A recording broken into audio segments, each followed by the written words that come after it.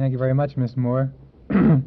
It's a pleasure to be here today and to talk to this group again. I had that privilege once before, and I think the meeting was in Central High School. At that time, too, you were honoring future teachers of America and exploratory teachers, and I think that I'd want to take a minute at the beginning here to compliment the sorority on taking the time and the effort to encourage young people to come to the profession. I think I ought to say to the young people here that I hope that they are reading the moral in this afternoon's performance.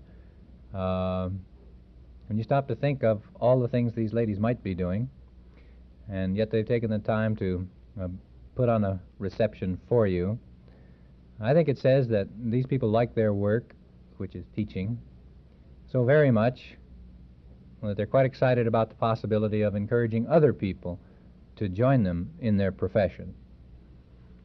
And you, as younger people thinking about teaching and professions in general, I think should see that the teaching profession is one of which people are very proud, and you too can look forward to a time when you are as enthusiastic about your work as they are.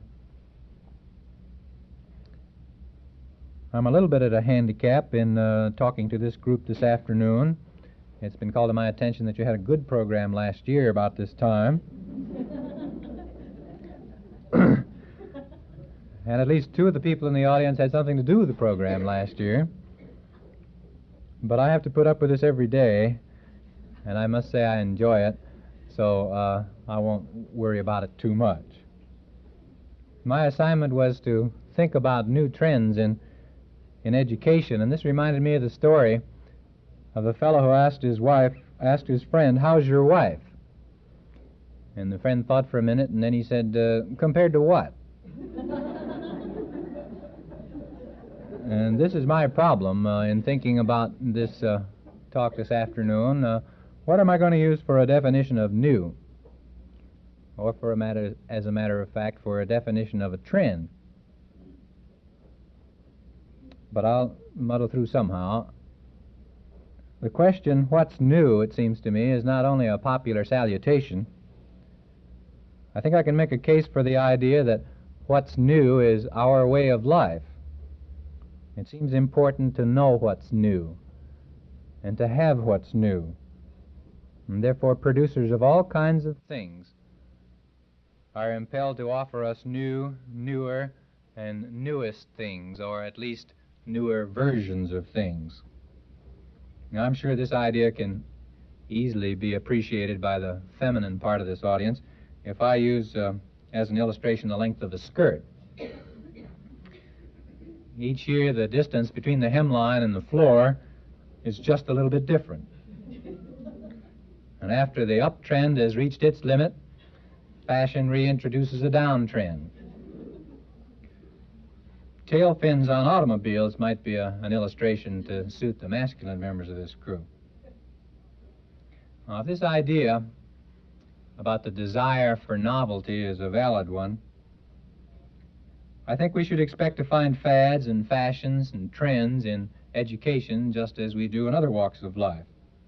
And many of these are really restatements, minor modifications of fundamental ideas. And I think that is indeed what we do find. Let me take one humorous illustration of this that appeared in Look magazine some time ago. It attempted to summarize 50 years of advice from child psychologists about what to do with children. In 1910, the advice from the child psychologists said, "Spank him." By 1920, they said, "Deprive him." By 1930, they said, "Ignore him." In 1940, the rule was, "Reason with him." In 1950, "Love him." In 1960, "Spank him lovingly."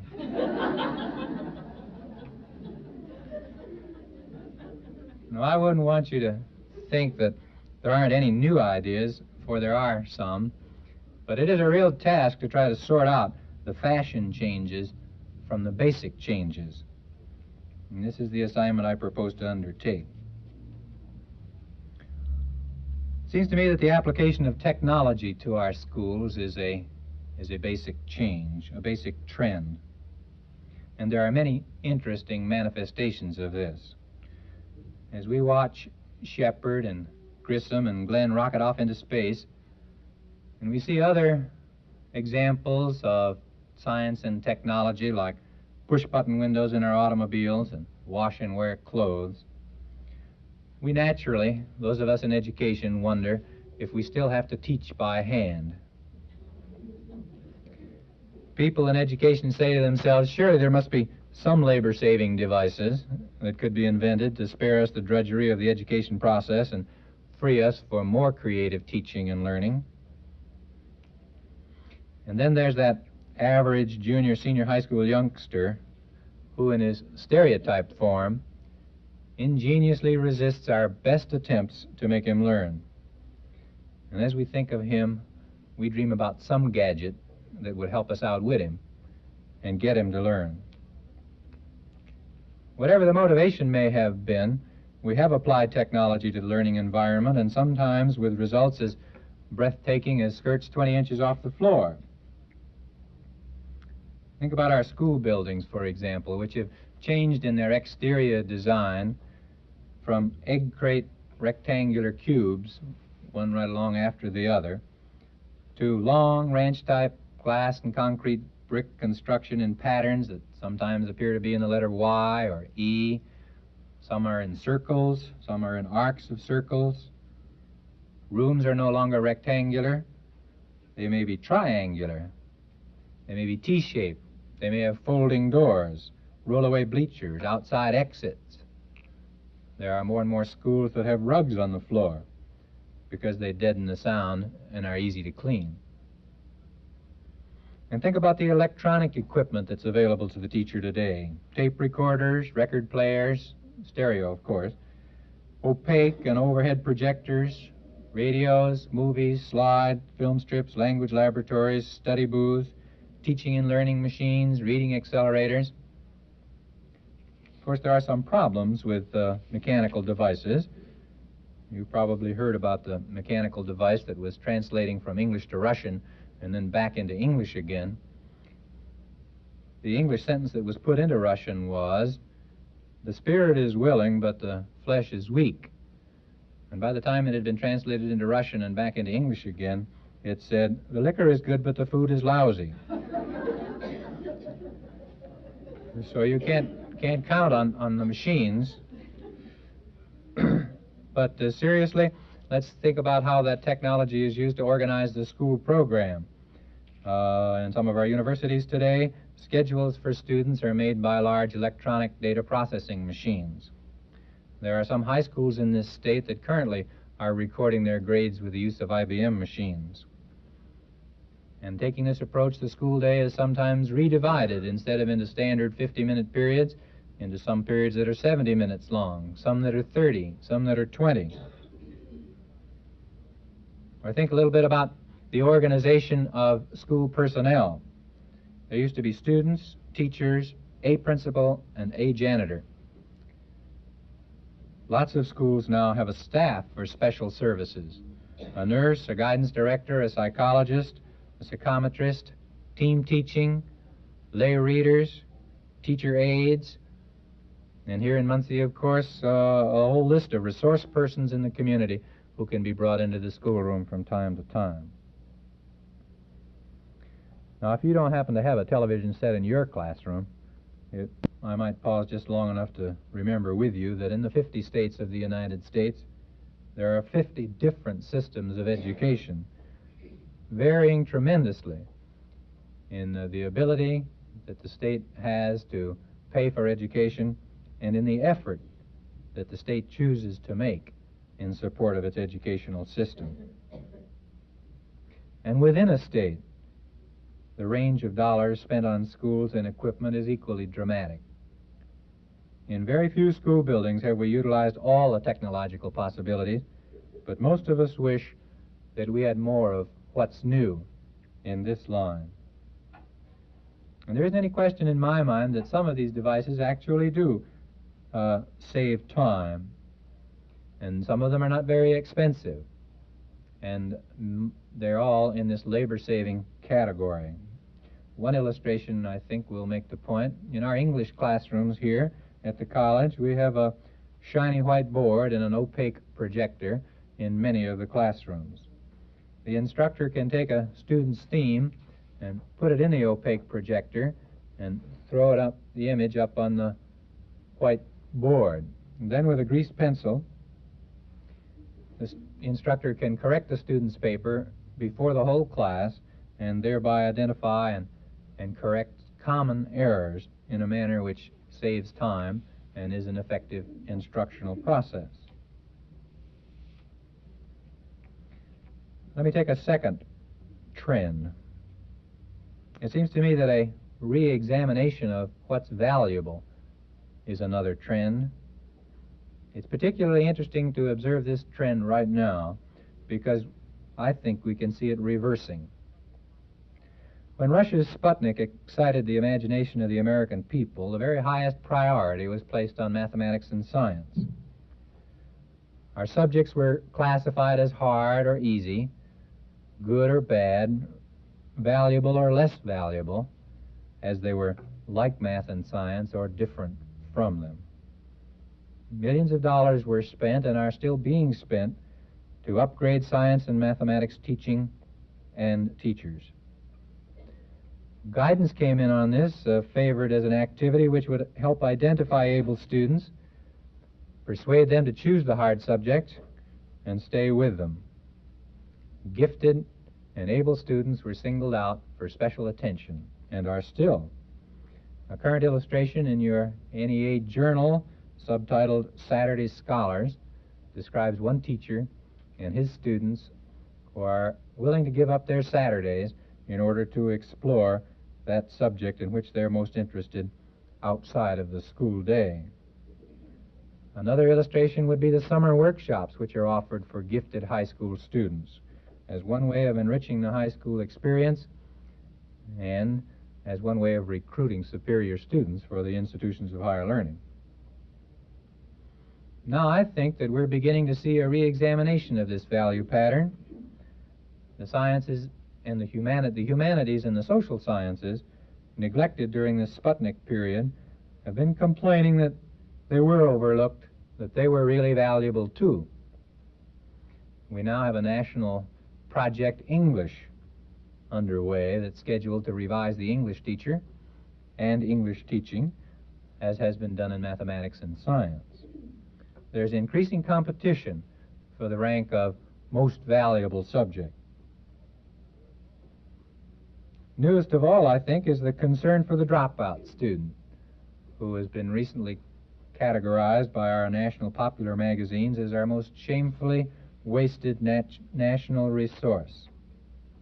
The focus is shifting from this gifted and able student to the deprived and sometimes unable student who leaves school early and perplexes us all because there's no future for him. In his recent book, Slums and Suburbs, Dr. Conant referred to these people as social dynamite. And it seems to me that the dropout is the rising star in this competition for the role of most valuable student. Connected with this, I see a tendency to re-examine what we have thought was valuable within a given subject matter. I expect mathematics is the most obvious illustration. For years, teachers have assumed there was a specific progression of ideas in mathematics from elementary school, junior high school, senior high school, and college. The tremendous increase in knowledge in mathematics has helped mathematicians to see that if the traditional approach were to be followed, one would never be able to stay in school long enough to learn all that you needed to know. New arrangements of topics in mathematics is required. Today there must be a half a dozen different suggestions as to what this new arrangement could be. Scientists are coming to the same conclusion that new arrangements of science topics is required, and English and social science teachers are next in line.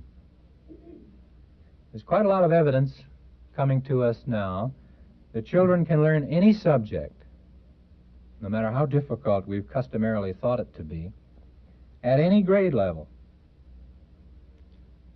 provided only that we use materials within their experience when we are discussing that subject with them. There is, therefore, no eternal arrangement of topics within a field of study. The second trend, then, in my judgment, is this revaluing of subjects, of students, and of topics within subjects.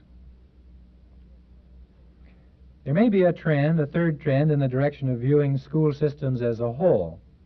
At least I'd like to think so. And perhaps then I've arranged the clues to satisfy my own hopes.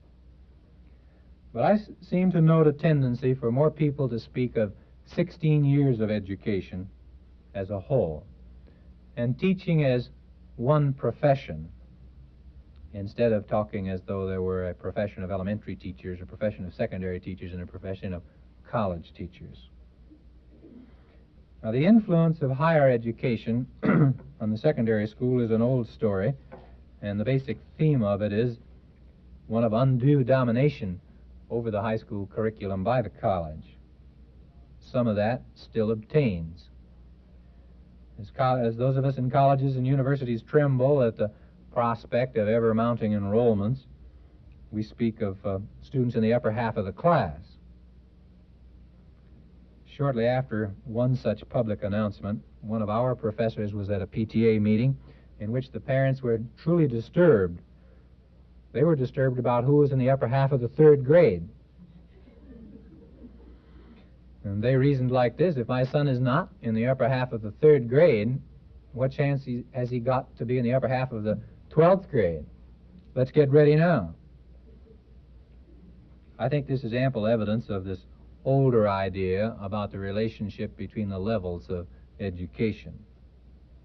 Now, this newer trend that I'm talking about is revealed by the work of committees in the influence of books and practices on articulation between high school and college, the arrangements made between high schools and colleges for advanced placement of top students, the discussion, agreement, and cooperation, at least among Indiana colleges and high schools, about scholarship testing.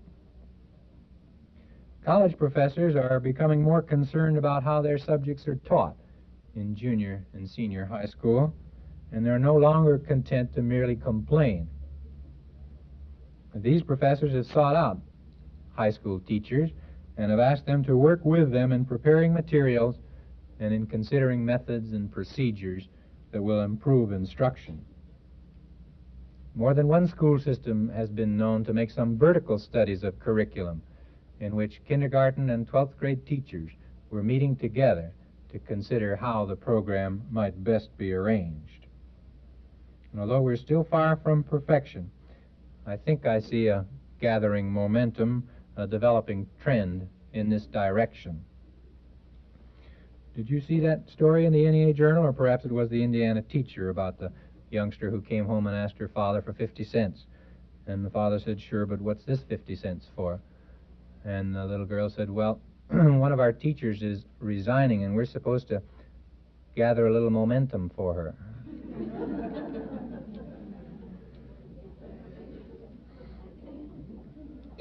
For my fourth trend, I'd like to think that I can see a resurgence of the concept about individual differences. This concept based on the idea that most students have capacities which we have not yet begun to tap. The pendulum of interest has swung, as I've already indicated, from the life adjustment fad a few years back, when we were very concerned with the 60 or 70% of the young people in our schools who were not going to college, to a time a year or two ago when we were very concerned with the gifted and the creative student, of whom there are supposed to be very few. And now it's swinging back again, I think just this year, to a concern for the dropout and the juvenile delinquent, of whom there are very few, but even these few are too many. I think I see an increasing recognition of the basic error of thinking of youngsters in groups. Individual differences, we're being reminded, means single people and not groups of people. We're finding out more clearly than ever before that there are no homogeneous groups. If, for example, you were to take all 12th graders with IQs over 130 and then use some test or measure of creativity, it would be very easy to see that this is a heterogeneous group, not a homogeneous group.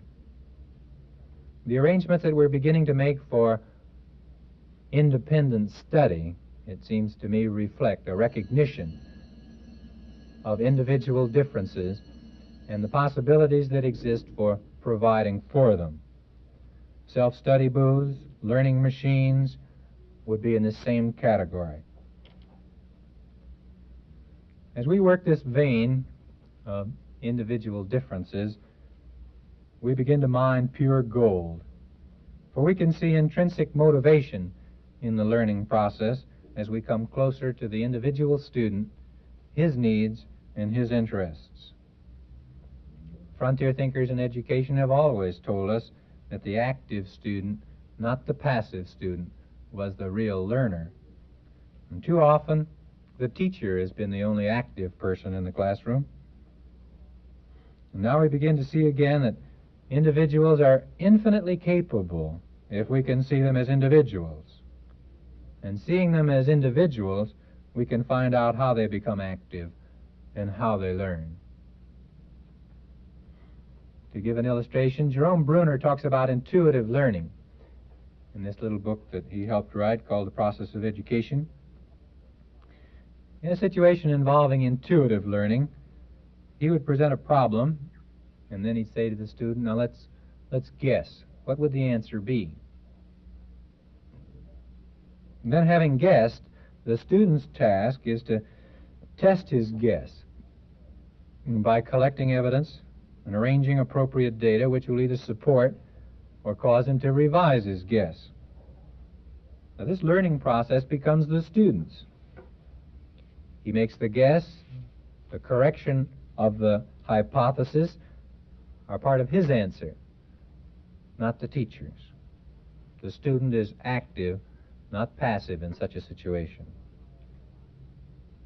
A different illustration would be the one about higher horizons. You may have read about higher horizons in a recent issue of Harper's Magazine, which is a step in this direction. In several large city school systems, educators have decided to try to discover ways of helping underprivileged children to learn the ways of democracy, by which I mean becoming self-respecting, self-supporting, contributing citizens. And the results are startling and encouraging. When deprived children are treated as individuals with respect, when they can see that education is related to the successful attainment of goals that are possible for them and desirable for them, they learn. When they're treated as individuals of worth and dignity, they do not choose to remain as hopeless members of a cast-off and deprived minority groups into which they happen to be born.